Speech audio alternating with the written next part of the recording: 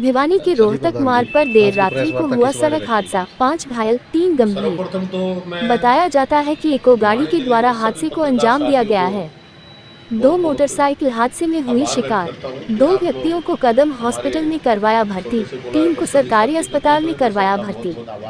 भिवानी के रोहतक मार्ग पर स्थित कदम अस्पताल चौक पर सड़क हादसा हुआ, जिसमें 2 मोटरसाइकिल पर सवार 5 व्यक्ति घायल हो गए।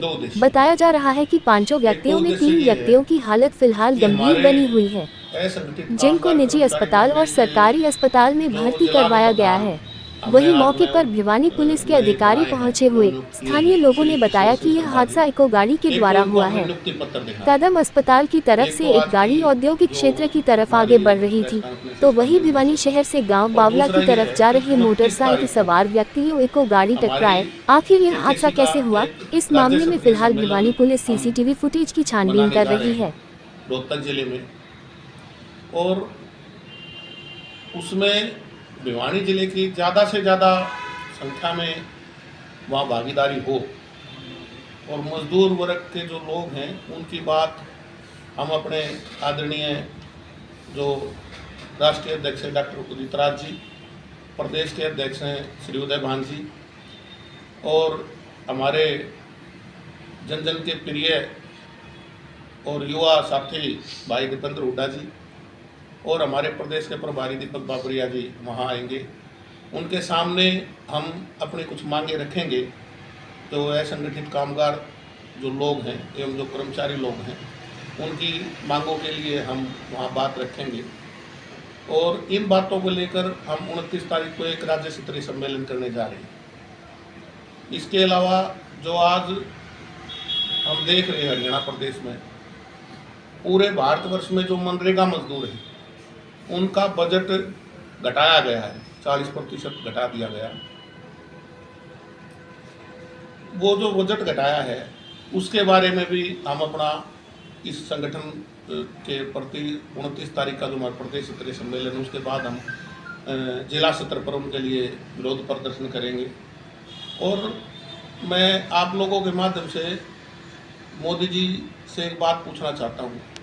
मोदी जी आज जो गरीब वर्ग है 2 कलर के जूते और 2 कलर की चप्पल पहनाने का काम किया, क्योंकि जब गरीब आदमी किसी दुकान पर जाता है, आज महंगाई इतनी है, वो कहता है कि मुझे एक जोड़ी जूते दे दो और वो जूता लेता है तो जूते का रेट मिलता है 1000, 2000, 1500 और मजदूर आदमी की जो दिहाड़ी है उसको आज पूरी नहीं मिल रही। मनरेगा का बजट घटा दिया गया है।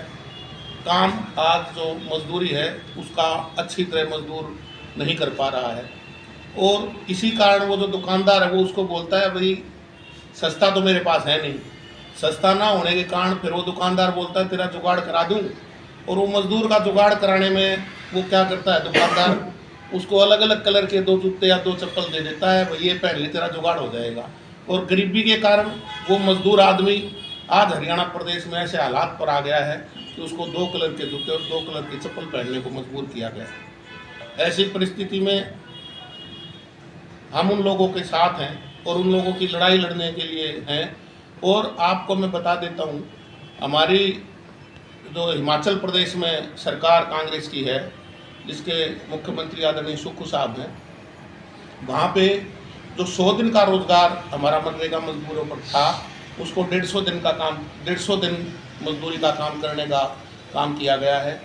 और जो हमारी यहाँ मजदूरी 367 रुपये है, हरियाणा प्रदेश में तो 367 रुपये मजदूरी है और वो भी मात्र 100 दिन। इतने दिन में अगर इसको हम टोटल करें तो इतने दिन में आदमी पूरे साल का खर्चा नहीं निकाल पाता। इसके लिए भी हम आगे चल के मांग करेंगे और अगर कांग्रेस की सत्ता आती है तो 150 दिन का रोजगार हमारी जो सरकार आने के बाद करने का काम करेगी, मजदूरी को 500 रुपये करने का काम करेगी। इन्हीं सब बातों को लेकर हम सम्मेलन करने जा रहे हैं। और दूसरी बात, जो हमारे यहाँ पे पंजीकरण होता है मजदूरों का पंजीकरण होता है जिसको लेबर डिपार्टमेंट करता है, उनके इंस्पेक्टर वगैरह करते हैं। जब चौधरी भूपेंद्र सिंह हुड्डा जी की सरकार थी तो वो पंजीकरण तो होता था, लेकिन क्या होता था कि वो उसी जिले के अधिकारी, जो भी उनके अधिकारी होते थे उसी जिले के उनको अप्रूव करते थे, उन्हें उसी जिले के चेक करते थे। आज इस बीजेपी सरकार ने क्या किया कि भिवानी जिले का कोई मजदूर अपना पंजीकरण कराता है और वो पंजीकरण के जो डॉक्यूमेंट वेरीफाई होंगे वो रोहतक ज़िले में जाकर होंगे। एक मजदूर आदमी जो मात्र बेचारा 500-400 रुपये की दिहाड़ी करता है, वो यहाँ पे एक दिन की छुट्टी करके रोहतक जाएगा, उस दिन गलती से वो अधिकारी छुट्टी पे होगा, वो काम नहीं होगा, फिर वो बेचारा यहाँ आएगा, दोबारा भिवाड़ी अपने गांव में आएगा, उसके बाद 2-4 दिन बाद फिर छुट्टी करेगा, वो दूसरे ज़िले में फिर रोहतक जाएगा और डॉक्यूमेंट बताएगा ये तेरे वेरिफिकेशन में कमी है, फिर वो दोबारा भिवाड़ी आएगा, भिवाड़ी से यहाँ अपलोड कराएगा, फिर वो दोबारा वेरिफिकेशन के लिए वहाँ जाएगा। ये सब जो चक्कर हैं ये मजदूरों के साथ बड़ा दुखद है और बड़ा विरोध करने लायक है। बीजेपी सरकार का मैं इन जो ये मजदूरों के साथ ये जो धोखाधड़ी चल रही है इसके लिए मैं बड़ा भर्त्सना करता हूँ। और अभी मैं आप लोगों से अपील करूँगा कि जो हमारे 29 तारीख का सम्मेलन है इसके लिए आप हमारे जो है वो ऐसे कांग्रेस की विंग है जी, जैसे SC सेल होता है, BC सेल होता है, इसी तरह ये कामगार मजदूरों की असंगठित कामगार कर्मचारी कांग्रेस ये विंग है कांग्रेस की एक सेल। तो जो OPS की सरकार थी, अगर आपको ध्यान हो जो पेंशन स्कीम जो बंद हुई है वो अटल बिहारी वाजपेयी जी की सरकार में बंद हुई थी, ना कि ये कांग्रेस की सरकार में बंद हुई थी। और ये 2003 या 4 का था और उस टाइम भारतवर्ष के जो प्रधानमंत्री थे अटल बिहारी वाजपेयी थे, उन्होंने OPS को बंद करने का काम किया था। उसके 2-3 जल्दी आ गए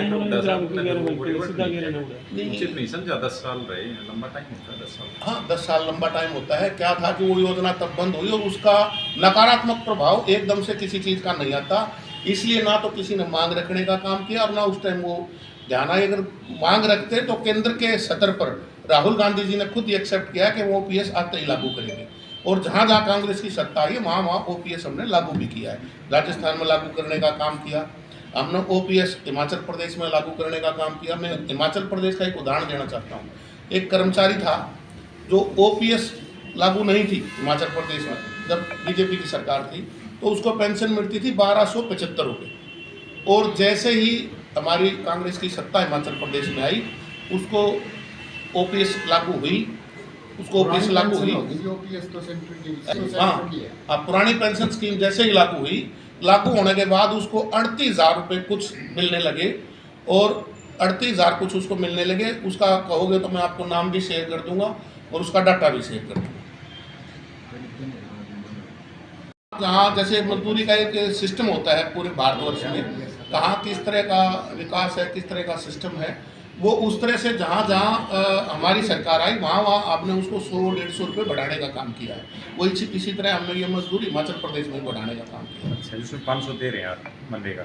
आप 500, अभी मेरे को पूरा डाटा ध्यान नहीं है, 500 के करीब है। पहले वहाँ इतनी नहीं थी, उसके बाद वो जाते की गई।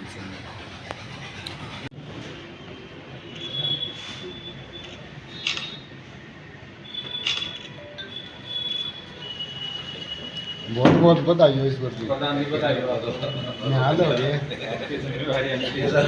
आप लोग। पार्टी में भी आप जो काम संगठन में करते हैं उसी तरह का काम नहीं, हमने भी इनको बड़ा छाट कर बढ़ाया है। नहीं, बड़े सक्रिय हमने भी पूरा रिसर्च किया है कि किसको बनाया जाए।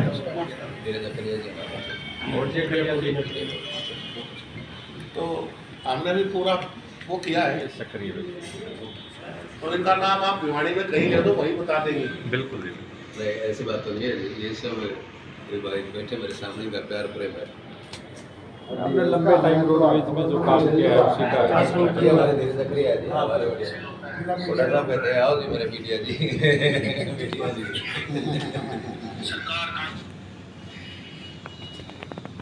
ये नहीं हो साहब तड़के बांटते देखने पावे।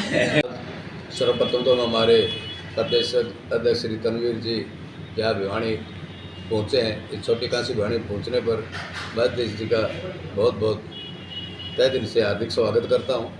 और आज जो मेरे को शीर्ष नेतृत्व ने हमारे को जो ये जिम्मेवारी सौंपी है जिला भिवानी के एक अध्यक्ष के रूप में, तो मैं पूरा अपने तनमन से संगठन के लिए काम करूँगा और गरीब मजदूर, किसान, कर्मचारी, व्यापारी की जो भी मांगे हैं उनके लिए मैं पूरी संगठन के अंदर पूरी आवाज़ बुलंद करूँगा।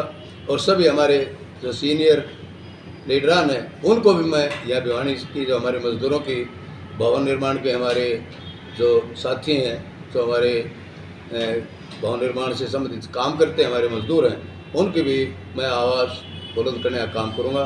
और मैं अध्यक्ष जी को भरोसा दिलाता हूँ कि जो जिम्मेवारी आपने मेरे को दी है, आने वाले 29 फरवरी को मैं भिवानी से काफ़ी तादाद के अंदर हम सभी साथी मिलकर उसके अंदर सम्मिलित होंगे और आगे पूरा दिल से हम इस संगठन के अंदर काम करेंगे। मेरा नाम कॉमरेड कुल सिंह है। आज जो सबसे पहले तो आपका जो मीडिया को मैं सबको धन्यवाद देता हूँ हमारे यूनियन की तरफ से, और प्रधान जी का जो तनवीर जी हमारे यहाँ भिवानी पहुँचने पर इनका भी हम सही दिल से धन्यवाद करते हैं। और हम तनवीर जी से एक बात कहना चाहते हैं, अगर कांग्रेस सरकार जो आ जाती है तो हमारे भवन निर्माण के मजदूरों के साथ हमारे जहाँ जितने भी जो हुड्डा सरकार ने काम किए थे 36 से इन्होंने योजनाएँ लागू की थी। अब 36 योजनाओं के अंदर सिर्फ 5-7 योजनाएँ जो है सरकार देने का काम कर रही है, और इन योजनाओं का भी बड़ा 3-3 साल 4-4 साल जो है समय लग जाता है लेने में भी।